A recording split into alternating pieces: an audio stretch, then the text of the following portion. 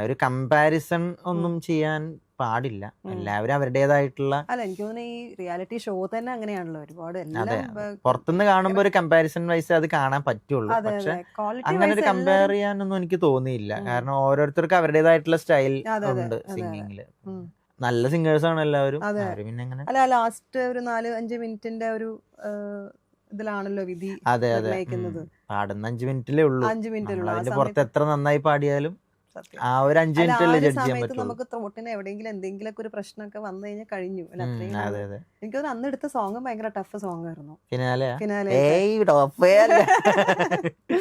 അല്ല അതിന് കുറെ പ്രാക്ടീസ് ചെയ്യുമ്പോൾ നമ്മുടെ സ്ട്രെയിൻ വരുമല്ലോ, ഒരുപാട് പ്രാക്ടീസ് അത് പിന്നെ അതിനെപ്പറ്റി ഒരു സംസാരം ഞങ്ങൾ ഗ്രൂമേഴ്സിനൊക്കെ ആയിട്ട് ഞങ്ങൾ സംസാരിച്ചിട്ടുണ്ടായിരുന്നു. അത് കുറച്ചെങ്കിലും അതൊന്ന് പാളാൻ കാരണം ഞാൻ ഓവർ പ്രാക്ടീസ് ചെയ്തുകൊണ്ട് മാത്രം. അത് അതിനേക്കാൾ നന്നായിട്ട് ഞാൻ ഗ്രൂമേഴ്സിന് പാടിക്കൊടുത്തിട്ട് അവർക്ക് എല്ലാവർക്കും ഇഷ്ടമായിട്ടുള്ള ഒരു വേർഷൻ ഉണ്ടായിരുന്നു. അത് അവർ മാത്രമേ കേട്ടിട്ടുള്ളൂ. പക്ഷെ എന്താന്ന് വെച്ചാൽ ആ ഒരു പാട്ടിന്റെ ടഫ്നെസ് നോക്കുമ്പോൾ നമ്മൾ എന്തായാലും കുറച്ച് പ്രാക്ടീസ് ചെയ്ത് പോകുമല്ലോ. ഞാൻ കുറച്ച് അധികം ചെയ്തു പോയി. അതാണ് കുഴപ്പമില്ല.